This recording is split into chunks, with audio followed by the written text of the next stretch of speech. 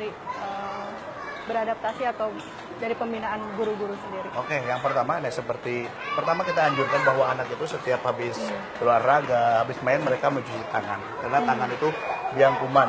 Jadi ini mereka udah secara tidak langsung, tidak disuruh pun sekarang udah terbiasa untuk merawat kebersihan diri sendiri. Itu adalah kesadaran daripada mereka sendiri. Karena mereka biasanya habis ini kan kita makan sendiri. Mereka punya bawa makan sendiri. Jadi mereka makan ya dengan tangan tentunya yang bersih. Nah, mencuci tangan ya. Iya, cuma di tangan yang baik. Jadi setahun mulai melakukan pembekalan pembinaan untuk anak-anak ini sendiri sampai sekarang nih Pak. Seperti apa Bapak melihat perubahan yang terjadi? Mungkin dulu dari SD, sekarang mungkin sudah SMA dan sebagainya. Saya merasa senang dan saya kaget sekali.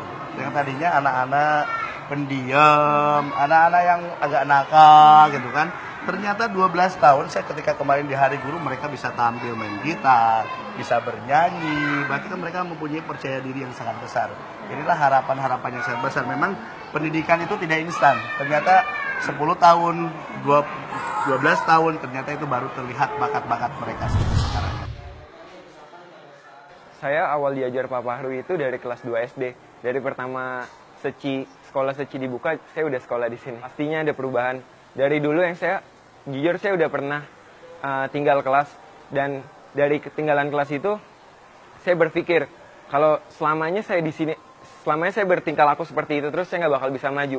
Tapi karena saya mempunyai guru-guru yang hebat, punya teman-teman yang bisa support saya dari belakang, saya mau berusaha untuk maju ke depannya. Dan buktinya, saya sekarang bisa menjabat sebagai ketua OSIS.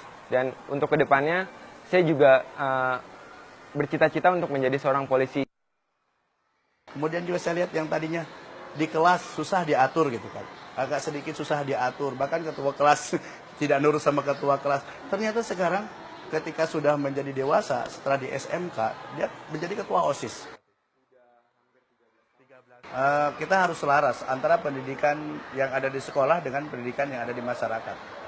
Jadi bagaimana anak itu ketika diberikan teori, contoh-contoh misalkan yang harus dilakukan di sekolah, itu akan lebih baik kalau memang anak itu juga dia melakukannya di rumah. Semaksimal mungkin bagaimana kita pun memberikan teladan yang terbaik buat anak-anak kita, baik di sekolah maupun di rumah. Ya, terutama kita kan masyarakat di sini selain kita membina anak-anaknya, kita pun kadang-kadang harus membina orang tuanya.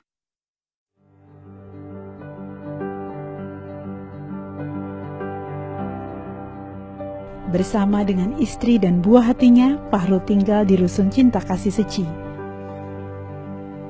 Ia menetap di rusun ini sejak awal ditugaskan sebagai guru di tahun 2003. Fahru memiliki 3 orang anak, 2 putra dan 1 putri.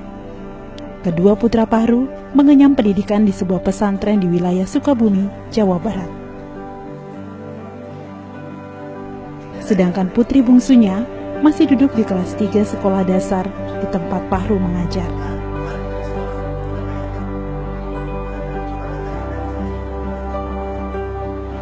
Bahwa ternyata saya adalah mungkin dibutuhkan oleh mereka. Karena mungkin kalau dalam Islam, khairun nas anfa'uhum linnas. Sebaik-baik manusia adalah yang memberikan manfaat untuk orang lain. Mudah-mudahan ya, saya sebagai guru tuh bisa memberikan manfaat untuk mereka, anak-anak dan masyarakat yang ada di sekitar. Panggilan sebagai guru dihayatinya dan membuat pria asal Sukabumi ini sadar, kemanapun melangkah, ia punya tanggung jawab memberi teladan dalam masyarakat. Kalau Pak Fahru itu kalau untuk di masyarakat, setiap malam Jumat karena hampir rata-rata di sini setiap lorong-lorong. Jadi ya alhamdulillah kegiatan-kegiatan di sini yang paling sering sekali kalau guru-guru khususnya itu Pak Fahru. Alhamdulillah dia juga di sana sebagai imam di Masjid At-Tawadud.